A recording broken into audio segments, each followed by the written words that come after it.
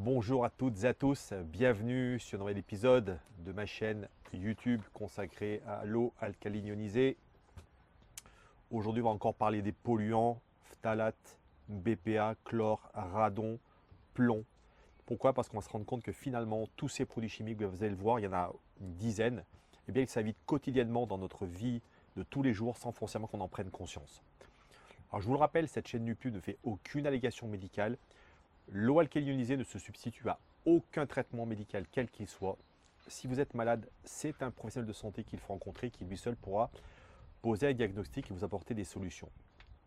Cette chaîne n'a que vocation à vous faire prendre conscience de l'importance cruciale, vitale, capitale d'une bonne hydratation, car je vous le rappelle, sur le plan cellulaire, 99,99% de vos cellules sont composées d'eau. Je produis 2 capsules par semaine, une le mercredi et le dimanche, et vous pouvez via la page d'accueil de ma chaîne YouTube qui s'affiche ici, prendre un rendez-vous avec moi pour simplement vous entretenir peut-être de l'utilisation de votre ioniseur ou peut-être aborder d'autres thématiques que je n'aurais pas abordées sur cette chaîne. Place à cette nouvelle capsule. Vous voyez, j'aurais pu finalement appeler cette capsule toute cette pollution invisible quotidienne que vous utilisez tous les jours par le biais d'un grand nombre de produits. Et c'est de cela dont je vais vous parler. Il nous faudra ensuite une transition pour comprendre à quel point l'eau alcaline ionisée, et particulièrement les eaux acides, les eaux très alcalines, peuvent être, vous allez le voir, véritablement une possibilité, une nouvelle façon de pouvoir justement gérer notre quotidien face à tous ces produits chimiques. Alors, les 10 produits chimiques que vous utilisez tous les jours, le premier, vous le connaissez, ce sont les phtalates. Les phtalates, ce sont les composés chimiques organiques plastifiants. Il y en a énormément dans le plastique, dans les PVC, dans les cosmétiques, dans les détergents, dans la peinture. Donc vous voyez des choses que finalement nous utilisons quotidiennement, chacun d'entre nous, dans notre vie tous les jours.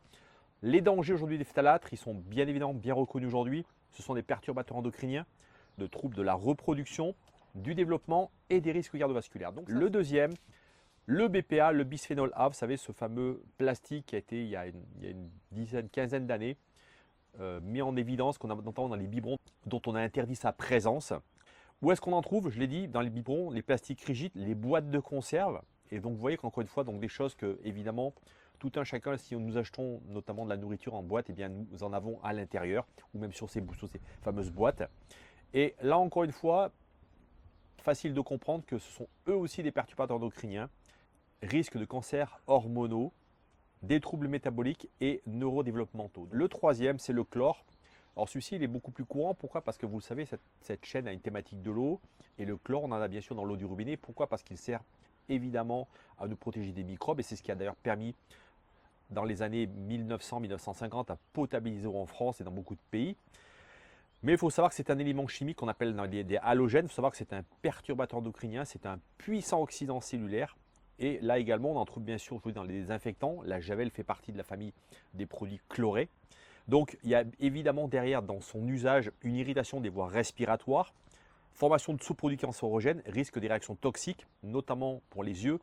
Si vous avez l'occasion d'être dans des piscines, notamment qui sont fortement chlorées, eh bien, très souvent, notamment chez les jeunes enfants, on a des yeux qui deviennent rouges. Donc, potentiellement un produit qui est évidemment très dangereux, très nocif pour notre santé. Le quatrième, peut-être un peu moins évident pour un certain nombre d'entre vous, le radon. Alors, le radon, sachez que c'est un gaz radioactif qu'on trouve à l'état naturel, évidemment. Malheureusement, on en retrouve dans certains endroits en France. Je pense notamment aux endroits, aux régions granitiques où il est beaucoup plus présent. Et on va retrouver ça bien dans des matériaux de construction, dans des sols, dans du granit, dans de la brique, dans du béton. Donc effectivement, là aussi, des dangers, vous le savez, la radioactivité. L'accumulation dans des espaces clos, des effets cumulatifs liés effectivement donc à cette présence de radon lorsqu'il est notamment sur des seuils beaucoup trop élevés. Mais encore une fois, c'est effectivement ce polluant-là.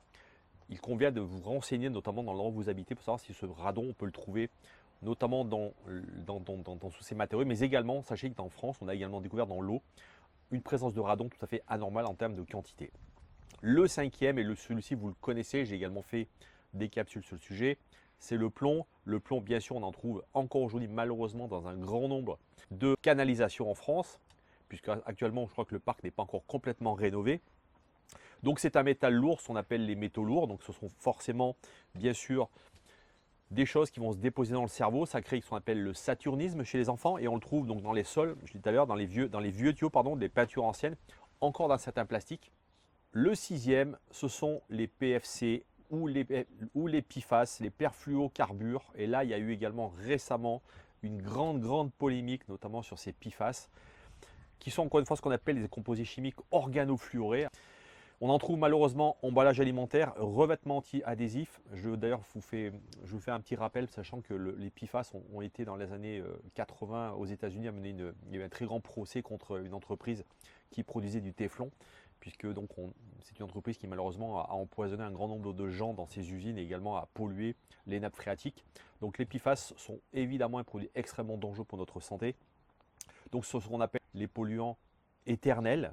Donc évidemment, risque de cancer, baisse de la fertilité, perturbation hormonale et encore une fois, beaucoup d'autres, malheureusement, conséquences gravissimes pour notre peau.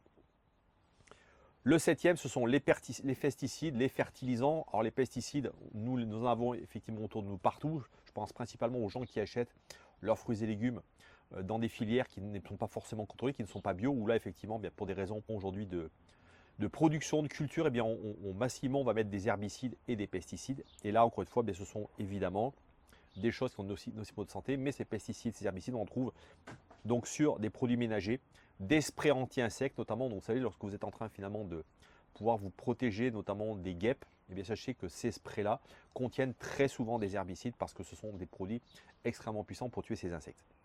Alors là aussi, évidemment, vous le savez, en premier lieu, risque de cancer, troubles neurologiques, perturbateurs endocriniens, là aussi. Le huitième, le formaldéhyde. Là aussi, j'ai fait une capsule. D'ailleurs, je vous mettrai le lien de la capsule sur le formaldéhyde parce que c'est un produit qui est un petit peu plus complexe. Mais sachez que c'est un composé chimique organique également. On en trouve beaucoup dans les meubles en bois agglomérés, les produits de nettoyage, les cosmétiques. Et là aussi, je vous renverrai à une deuxième capsule que j'ai fait sur le sujet des cosmétiques et de la chimie qu'on trouve à l'intérieur. Les dangers, là évidemment, c'est toujours pareil. Ce sont des pollutions cancérigènes, surtout des irritations des voies respiratoires, des problèmes cutanés également. Donc tout ce qui est effectivement à attrait à ce qu'on va se mettre sur notre peau, notamment je pense à tous les produits aujourd'hui de la cosmétologie, notamment chez les femmes, je pense notamment au vernis à ongles ou même au rouge à lèvres par exemple. Le neuvième élément, vous le connaissez, ce sont les parabènes, donc ce sont ces conservateurs chimiques et synthétiques, principalement utilisés en cosmétologie pour simplement être de conservateurs pour éviter qu'effectivement les substances dans ces crèmes ne puissent effectivement se périmer trop rapidement. Là aussi, très grosse polémique sur ces produits aujourd'hui qui commence d'ailleurs, vous avez vu beaucoup de publicitaires, on parle de produits sans parabènes, principalement cosmétiques, mais également les crèmes, les shampoings. Alors, les incidences, malheureusement, c'est perturbateurs endocriniens, risque de cancer du sein, effet sur la reproduction. Bon, toute cette série dont je viens de vous énumérer sur les autres produits, évidemment, vous la retrouvez toujours sur malheureusement ces produits-là. Le dixième et dernier produit chimique que vous utilisez tous les jours, ce sont ce qu'on appelle les PBDES ou les PBS, ce qu'on appelle des retardateurs de flamme. Ce sont des composés chimiques organobromés. Le brome, c'est effectivement un autre produit chimique qui sont liés avec du carbone. Je ne vais pas rentrer dans le détail. Où est-ce qu'on en trouve? Dans les meubles, dans les textiles, dans l'électronique. Et là, encore une fois, toujours pareil, dans les problématiques de santé, sont bien sûr les risques de cancer. Toujours cette histoire de perturbateurs endocriniens, donc finalement des substances qui n'ont rien à faire dans notre corps, dont notre corps malheureusement ne peut pas se débarrasser, qu'il va stocker malheureusement, et bien sûr des effets sur le développement cérébral. Quotidiennement, nous utilisons de la chimie chez nous sans forcément connaître à la fois ce que sont vraiment ces produits, mais surtout quels sont notamment derrière les incidences sur notre santé. On vient de le voir, les dangers incluent la perturbation hormonale, la neurotoxicité, les risques de cancer, mais je pense également à tout ce qui est problème de peau, notamment dans l'utilisation de certains produits, les risques d'inhalation et bien évidemment à terme, les dangers sur la reproduction, sur notamment les fœtus, comment notamment lorsque les femmes enceintes vont utiliser ces produits régulièrement, notamment en les inhalant. Quel est finalement l'impact de cette utilisation chronique sur le développement fœtal? Eh bien ça c'est une question qui aujourd'hui reste en suspens. Examinons ensemble, si vous le voulez bien maintenant, pourquoi aujourd'hui eh bien, notre ioniseur est véritablement la solution pour se débarrasser de cette chimie invasive qui en plus vous abîme votre santé, mais surtout qui en plus peut abîmer votre peau. Et je vous le rappelle, on a essentiellement ici deux grandes familles de pH très intéressantes. La première, ce sont donc les familles des pH désinfectants. Je vous rappelle que le 2.5 est ce qu'on appelle de l'acide hypochloreux et qu'à ce titre, la nomenclature japonaise le définit comme étant capable de tuer des souches bactériennes gramme plus, gramme moins. Pour cette raison d'ailleurs aussi qu'on utilise ces eaux en termes de désinfection, je pense, dans les hôpitaux au Japon. Mais on va pouvoir également, donc d'une certaine manière, nous, dans notre vie quotidienne, évidemment, pouvoir se débarrasser de la javel, de tous ces produits finalement qui sont souvent très embêtants en termes d'utilisation, en termes de dilution, qui peuvent être très dangereux s'ils sont mélangés avec d'autres produits.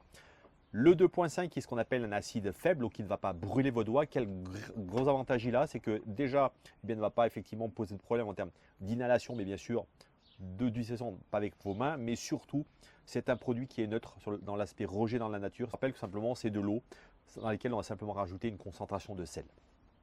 Le deuxième pH extrêmement intéressant et qui là aussi va pouvoir être une alternative, une façon différente de pouvoir se séparer de certains produits, notamment je pense ici aux pesticides, c'est ce fameux donc pH très alcalin qui par sa capacité à justement pouvoir enlever ces produits gras sur vos fruits et légumes va permettre justement de pouvoir éviter d'avoir cette charge trop importante qui est toxique pour notre organisme, donc de pouvoir simplement se débarrasser quotidiennement et simplement pouvoir manger des fruits et légumes de meilleure qualité avec une charge de pesticides beaucoup moins importante. Si on fait le compte dans tout ça, et bien aujourd'hui, Acarin Ionizer, c'est aussi, vous voyez, au-delà bien sûr de bois isoalcaline de qualité et d'eau ionisée, c'est évidemment comprendre que cet outil est un outil polyvalent que dans votre quotidien va pouvoir transformer, réellement pouvoir éradiquer cette chimie, encore une fois, délétère à la fois pour votre santé mais pour l'environnement.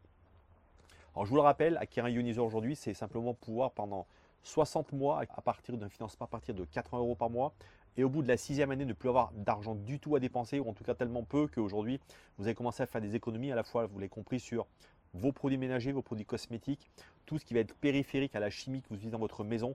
Et croyez-moi, ça représente un grand nombre de produits, on vient de le voir dans les 10 polluants dont je viens de vous parler, il y a pratiquement tout se trouve dans ce que vous utilisez tous les jours. Et à ce titre, vous voyez, on va pouvoir véritablement transférer du budget. Et à ce titre, encore une fois, la 6e année, eh bien, ce sont des économies que vous allez pouvoir faire et pouvoir donc d'une certaine manière aussi pouvoir mettre cet argent dans d'autres choses et arrêter surtout d'utiliser ce plastique parce que encore une fois également l'idée bien évidemment d'un ionizer c'est de pouvoir arrêter d'utiliser cette pollution plastique qui je vous le rappelle est à base de produits chimiques et de pétrole.